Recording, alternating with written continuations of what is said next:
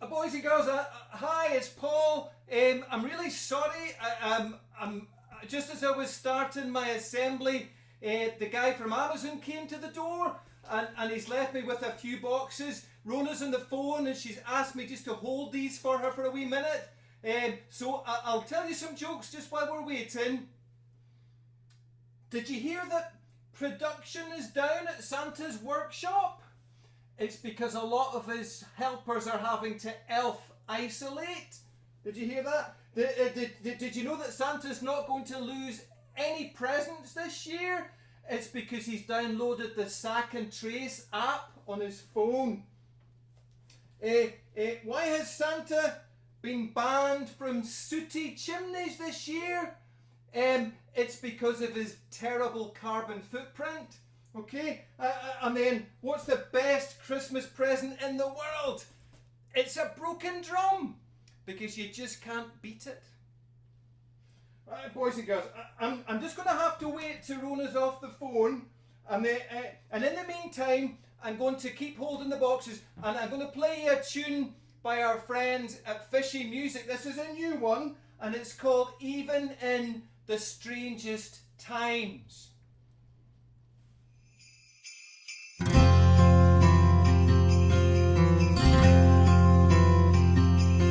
Well, this just isn't the Christmas we ordered.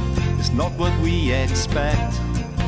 We want our winter wonderland. Our party plans are wrecked. But don't we know we're not the first to have a world turned upside down? Joseph and Mary must have felt this way, out of place in an unknown town. Through the joy, through the pain, Christmas coming near again. Rejoice, rejoice, Emmanuel will come to you.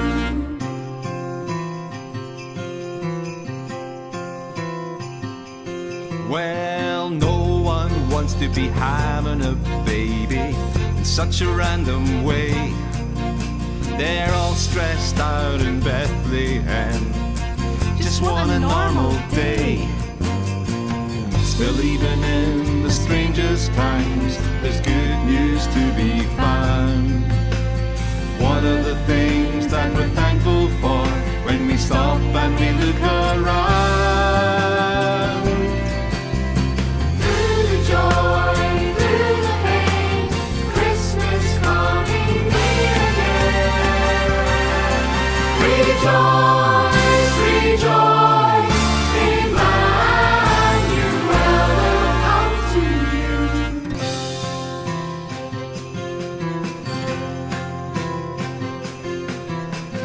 Even in the strangest times, There's good news to be found. even in the strangest times, There's good news to be found. even in the strangest times, There's good news to be found. even in the strangest times. There's good news to be found. Rejoice, rejoice, Emmanuel will come to you. Rejoice, rejoice, Emmanuel will come to you. To everyone, to everyone, to everyone, to everyone, to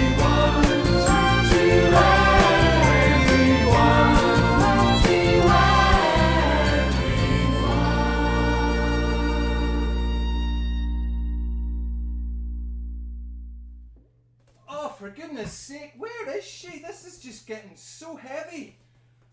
I'm going to have to try and set these down without dropping them. I'll just give me a wee minute. I'll be with you in a second.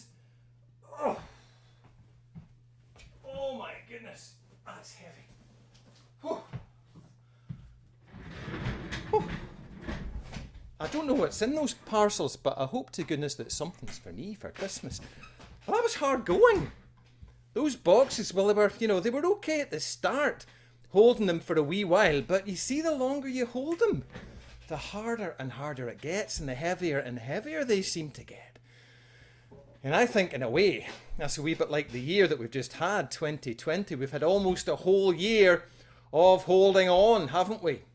Holding on to worries or stresses, just trying to get through each day and each week until things start to get a little bit better with COVID. And I think that a lot of us are pretty tired of holding on just now. We need a wee bit of rest, don't we?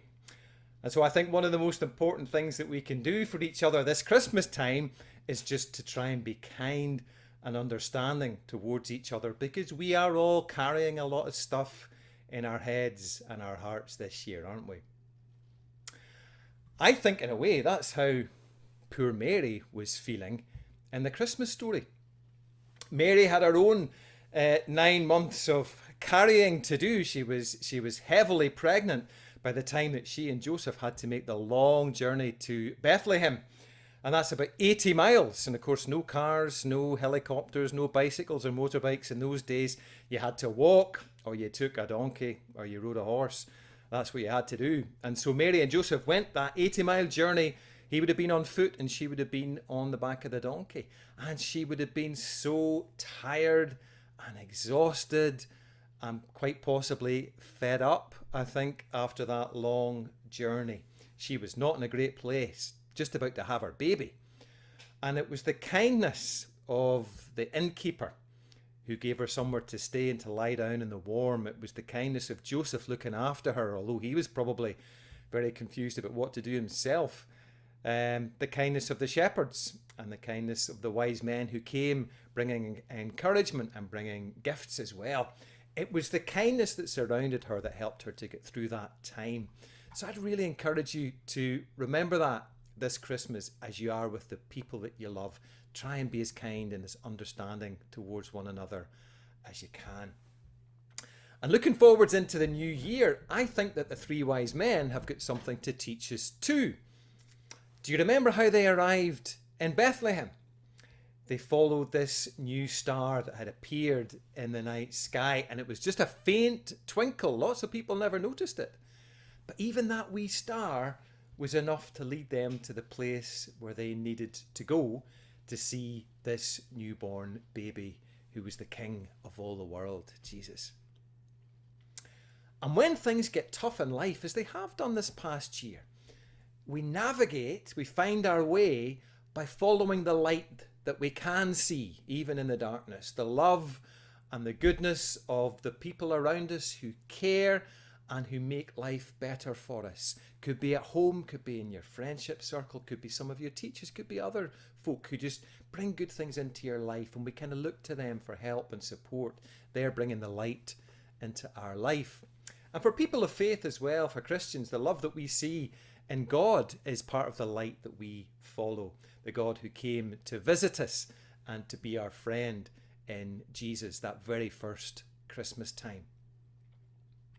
There's no doubting that this has been a tough year, but like Mary on her donkey, we are nearly at the end of this long journey, and with vaccines on the way, I think we can safely say that next year is going to be a whole lot better. We certainly hope so.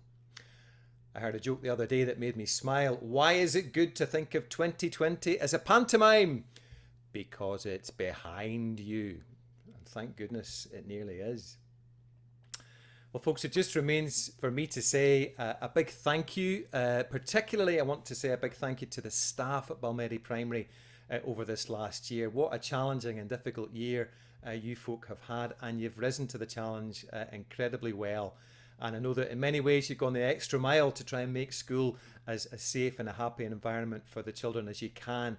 So I just want to say on behalf of the community, really, a big thank you to you for all that you have done over this last 8 to 9 months. And I hope that you get rested up. I hope that you you're able to recharge the batteries over the Christmas holidays and come back ready to go again, hopefully into what may become in some ways an easing set of circumstances. And children and parents, I just want to wish you every blessing for Christmas. I hope that you have a smashing time. I hope you get to be with the people that you want to be with and spend some precious time with them. I hope you have great fun, whatever it is that you're up to over Christmas. So it's lovely to speak to you. I really hope to see you in person at some point next year. But in the meantime, God bless and a very happy Christmas to one and all. Bye-bye.